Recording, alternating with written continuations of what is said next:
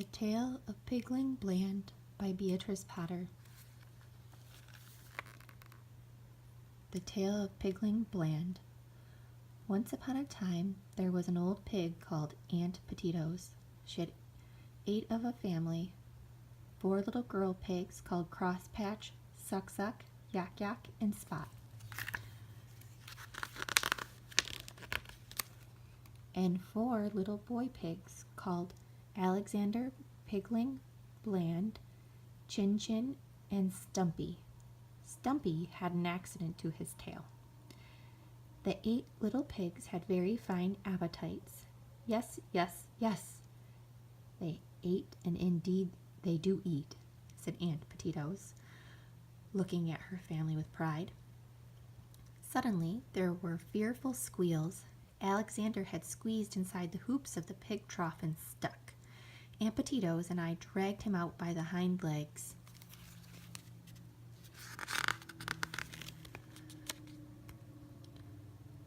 Chin Chin was already in disgrace. It was washing day, and he had eaten a piece of soap, and presently, in a basket of clean clothes, we found another dirty little pig. Tut, tut, whichever is this, grunted Aunt Potatoes. Now all the pig family are pink or pink with black spots, but this pig child was smutty black all over. When it had been popped into a tub, it proved to be Yak Yak.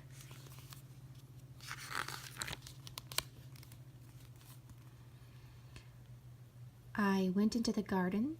There I found Crosspatch and Suck Suck rooting up carrots. I whipped them myself and led them out by the ears. Crosspatch tried to bite me.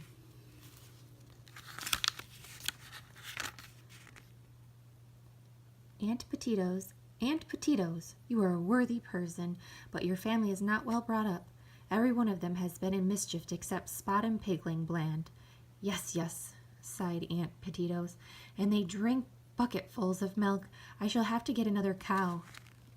Good little Spot shall stay at home to do the housework, but the others must go. 4 little boy pigs and 4 little girl pigs are too many altogether. Yes, yes, yes, said Aunt Potatoes. There will be more to eat without them.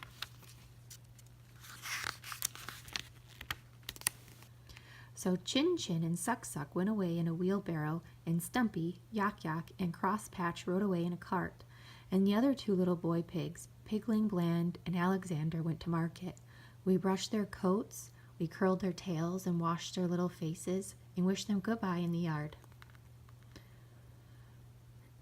Aunt Potatoes wiped her eyes with a large pocket handkerchief. Then she wiped Pigling Bland's nose and shed tears. Then she wiped Alexander's nose and shed tears. Then she passed the handkerchief to Spot. Aunt Potatoes sighed and grunted and addressed those little pigs as follows. Now, Pigling Bland, son Pigling Bland, you must go to market. Take your brother Alexander by the hand. Mind your Sunday clothes, and remember to blow your nose.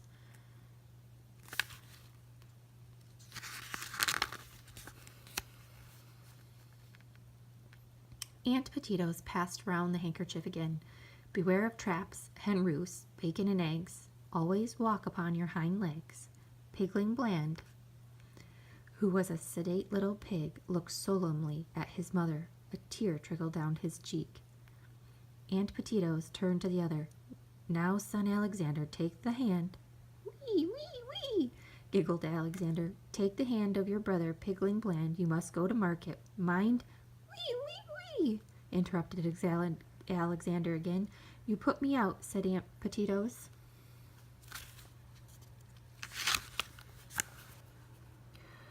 Observe sign posts and milestones. Do not gobble herringbones. And remember, said I impressively, if you once cross the county boundary, you cannot come back.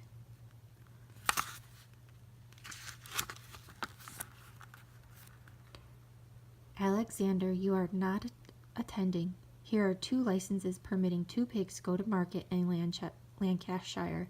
Attend, Alexander. I have had no end of trouble in getting these papers from the policeman. Pigling Bland listened gravely. Alexander was hopelessly volatile. I pinned the papers for safety inside their waistcoat pockets.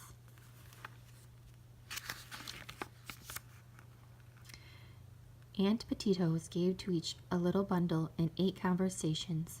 peppermints with appropriate moral sentiments in screws of paper. Then they started.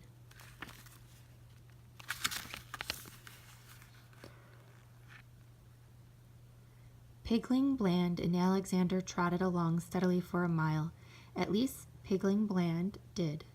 Alexander made the road half as long again by skipping from side to side.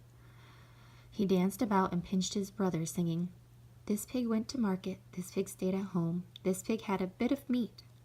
Let's see what they have given us for dinner, Pigling." Pigling, Bland, and Alexander sat down and untied their bundles. Alexander gobbled up his dinner in no time. He had already eaten all his own peppermints. "Give me one of yours, please, Pigling."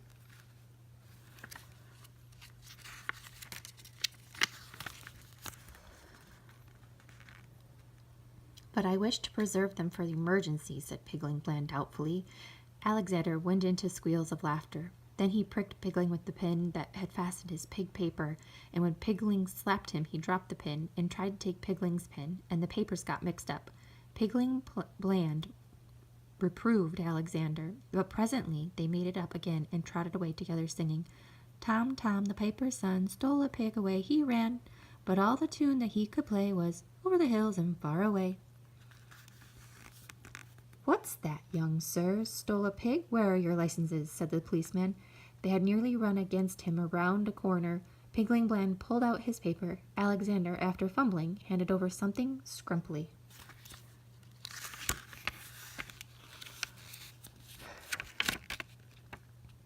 Two 2.5 ounces conversion sweeties at 3 farthings. "What's this? This ain't a license." Alexander's nose lengthened visibly. He had lost it. "I had one, indeed I had, Mr. Policeman. It's not likely they let you start without. I'm passing the farm." "You may walk with me." "Can I come back too?" inquired Pigling Bland.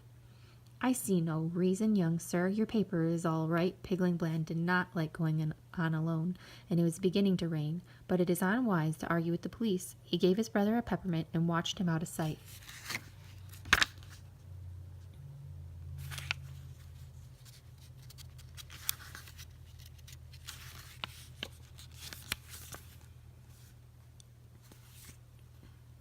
To conclude the adventures of Alexander, the policeman sauntered up to the house about tea time, followed by a damp, subdued little pig. I disposed of Alexander in the neighborhood. He did fairly well when he had settled down. Pigling Bland went on alone dejectedly. He came to crossroads and a signpost. To Market Town 5 miles, over the hills 4 miles, to Petito's farm 3 miles. Pigling Bland was shocked. There was little hope of sleeping in Market Town, and tomorrow was the hiring fair. It was deplorable to think how much time had been wasted by the frivolity of Alexander. He glanced wistfully along the road towards the hills, and then set off, walking obediently the other way, buttoning up his coat against the rain. He had never wanted to go, and the idea of standing all by himself in a crowded market to be stared at, pushed, and hired by some big strange farmer was very disagreeable. "I wish I could have a little garden and grow potatoes," said Pigling Bland.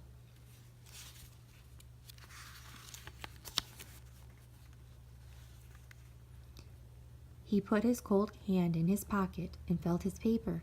He put his other hand in his other pocket and felt another paper. "Alexander's!" Pigling squealed, then ran back frantically, hoping to overtake Alexander and the policeman.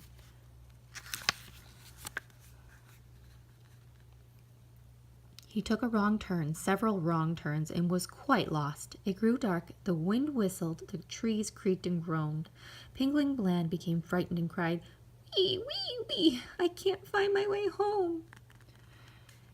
After an hour's wandering, he got out of the wood. The moon shone through the clouds, and Pigling Bland saw a country that was new to him. The road crossed a moor. Below was a wide valley with a river twinkling in the moonlight, and beyond, in misty distance, lay the hills.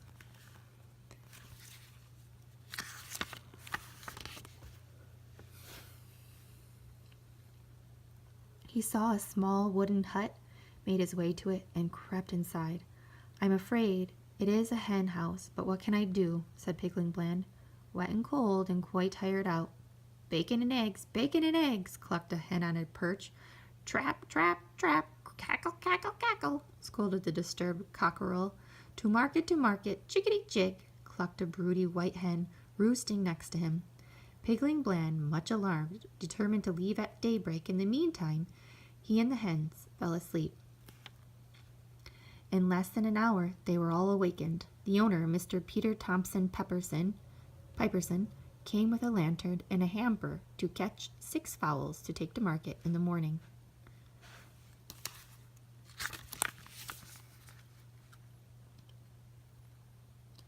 He grabbed the white hen roosting next to the cock. Then his eye fell upon Pigling Bland, squeezed up in a corner. He made a singular remark. "Hallo, here's another," seized Pigling by the scruff of the neck and dropped him into the hamper. Then he dropped in 5 more dirty, kicking, cackling hens upon the top of Pigling Bland. The hamper, containing 6 fowls and a young pig, was no light weight. It was taken downhill, unsteadily, with jerks. Pigling, although nearly scratched to pieces, contrived to hide the papers and peppermints inside his clothes.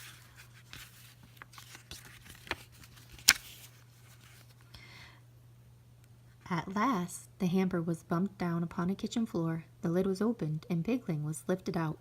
He looked up, blinking, and saw an offensively ugly elderly man grinning from ear to ear.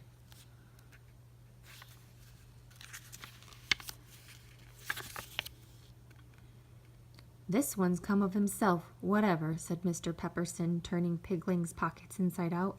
He pushed the hamper into a corner, threw a sack over it to keep the hens quiet, put a pot on the fire, and unlaced his boots. Pigling Bland drew forward a copy stool and sat on the edge of it, shyly warming his hands. Mr. Piperson pulled off a boot and threw it against the wainscot at the further end of the kitchen. There was a smothered noise. "Shut up," said Mr. Piperson. Pigling Bland warmed his hands and eyed him.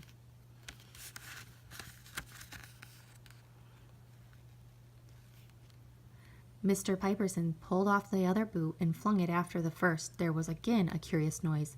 "Be quiet, will ya?" said Mr. Piperson. Pigling Bland sat on the very edge of the copy stool.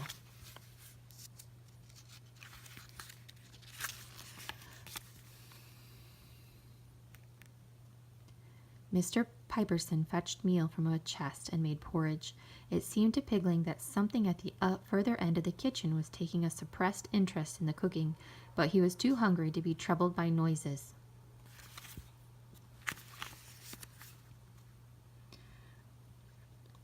Mr. Piperson poured out 3 platefuls for himself, for Pigling, and a third. After glaring at Pigling, he put away with much scuffling and locked up. Pigling Bland ate his supper discreetly. After supper, Mr. Piperson consulted an almanac and felt Pigling's ribs.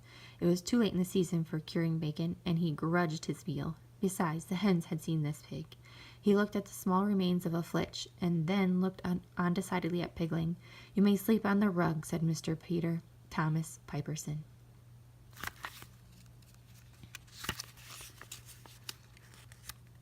Pigling Bland slept like a top. In the morning, Mr. Piperson made more porridge. The weather was warmer. He looked to see how much meal was left in the chest and seemed dissatisfied. "You'll likely be moving on again," said he to Pigling Bland. Before Pigling could reply, a neighbor who was giving Mr. Piperson and the hens a lift whistled from the gate. Mr. Piperson hurried out with the hamper, enjoining Pigling to shut the door behind him and not meddle with naught, "or I'll come back and skin ye," said Mr. Piperson. It crossed Pigling's mind that if he had asked for a lift too, he might still have been in time for market, but he distrusted Peter Thompson.